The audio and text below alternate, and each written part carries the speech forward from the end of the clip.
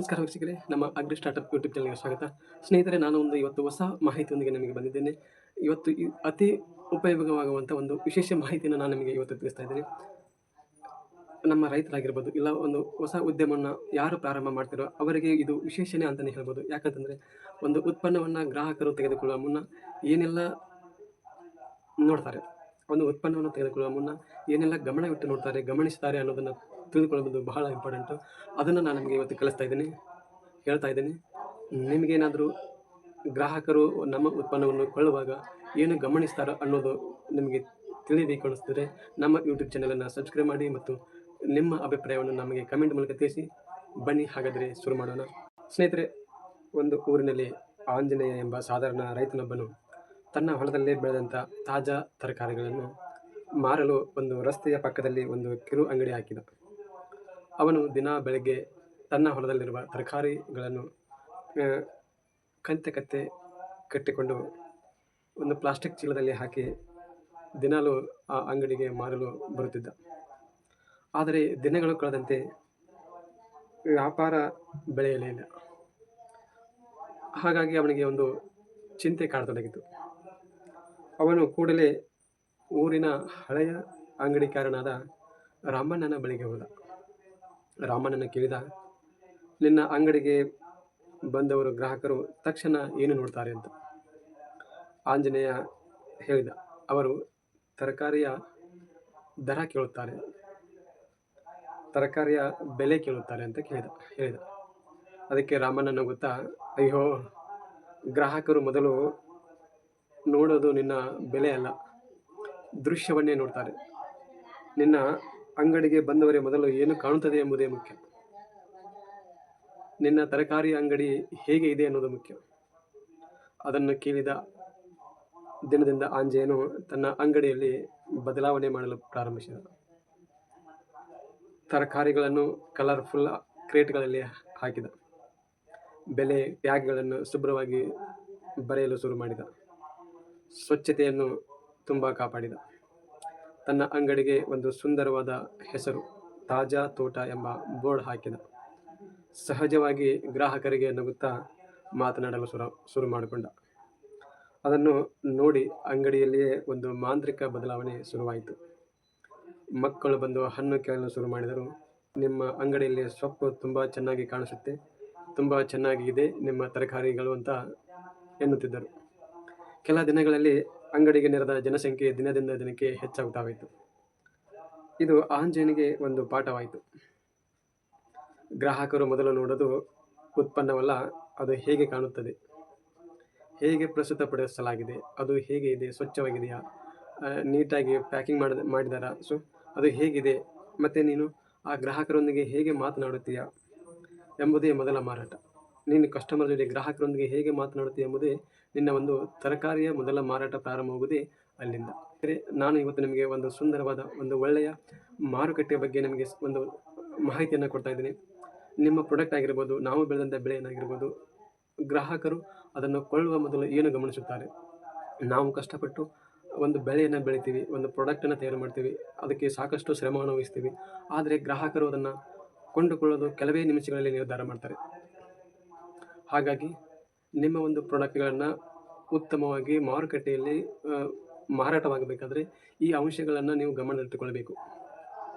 ಆ ಅಂಶಗಳನ್ನು ನಾನು ನಿಮಗೆ ಹೇಳ್ತೀನಿ. ಅವುಗಳನ್ನು ನೀವು ಚಾಚು ತಪ್ಪದೆ ಅವುಗಳನ್ನು ಪಾಲಿಸಿದ್ದೇ ಆದಲ್ಲಿ ನಿಮ್ಮ ಒಂದು ಪ್ರಾಡಕ್ಟ್ಗಳನ್ನು ಉತ್ತಮವಾಗಿ ಮಾರುಕಟ್ಟೆಯಲ್ಲಿ ಸೇಲ್ ಮಾಡ್ಬೋದು. ಬನ್ನಿ ಸ್ನೇಹಿತರೆ, ಹಾಗಾದರೆ ಶುರು ಮಾಡೋಣ. ಆ ಪ್ರಾಡಕ್ಟ್ಗಳನ್ನು ಹೇಗೆ ಸೇಲ್ ಮಾಡೋದು, ಗ್ರಾಹಕರು ನಿಮ್ಮ ಅಂಗಡಿಗೆ ಬಂದು ಮೊದಲು ಏನನ್ನು ನೋಡ್ತಾರೆ, ನಿಮ್ಮ ಪ್ರಾಡಕ್ಟ್ಗಳನ್ನು ತಗೊಳ್ಳೋಕ್ಕಿಂತ ಮುಂಚೆ ಏನನ್ನ ಗಮನ ಕೊಡ್ತಾರೆ, ಸೊ ಅನ್ನೋದನ್ನು ನಾನು ನಿಮಗೆ ಇವತ್ತು ಸಂಪೂರ್ಣವಾಗಿ ವಿವರಣೆಯನ್ನು ಕೊಡ್ತಾ ಇದ್ದೀನಿ. ಯಾರೆಲ್ಲ ನಮ್ಮ ಯೂಟ್ಯೂಬ್ ಚಾನಲ್ಗೆ ಸಬ್ಸ್ಕ್ರೈಬ್ ಮಾಡಿ ಬೇಗನೆ, ಯಾಕಂತಂದರೆ 50 ಸಬ್ಸ್ಕ್ರೈಬ್ ಎಷ್ಟು ಬೇಗ ಆಗುತ್ತೋ ನಾನು ನಿಮಗೆ ಇನ್ನೂ ಒಳ್ಳೆಯ ಮಾರುಕಟ್ಟೆ ತಂತ್ರಜ್ಞಾನಗಳನ್ನು ಕೊಡ್ತಾ ಹೋಗ್ತೀನಿ. ನಿಮ್ಮ ಒಂದು ಪ್ರಾಡಕ್ಟ್ಗಳನ್ನು ಗ್ರಾಹಕರು ಕೊಂಡುಕೊಳ್ಳೋ ಮುಂಚೆ ಏನನ್ನು ಗಮನಿಸ್ತಾರೆ. So point number 1, packaging and cleanness.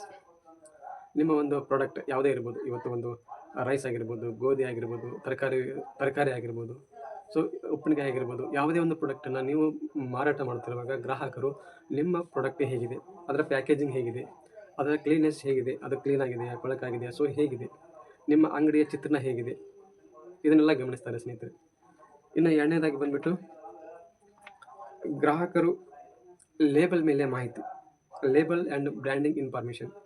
ಇದು ಯಾವ ಕಂಪನಿದು, ಎಷ್ಟು ಗ್ರಾಮ್ ಇದೆ, ಎಲ್ಲಿ ತಯಾರಾಗಿದೆ, ಆ, ಎಷ್ಟು ವೇಟ್ ಇದೆ, 100 ಗ್ರಾಮ್ ಇದೆಯಾ, 200 ಗ್ರಾಮ್ ಇದೆಯಾ, 500 ಗ್ರಾಮ್ ಇದೆಯಾ, ಸೊ ಅದರ ಬೆಲೆ ಎಷ್ಟಿದೆ, ಆ ಪ್ರಾಡಕ್ಟ್ಗಳಲ್ಲಿ ಇಂಗ್ರೀಡಿಯೆಂಟ್ಸ್ ಏನನ್ನ, ಯಾವ ಉತ್ಪನ್ನಗಳನ್ನ ಸೇರಿಸಲಾಗಿದೆ, ಮತ್ತು ಅದಕ್ಕೆ ಎಕ್ಸ್ಪೈರಿ ಡೇಟ್ ಇದನ್ನು ಕೂಡ ಗಮನಿಸ್ತಾರೆ.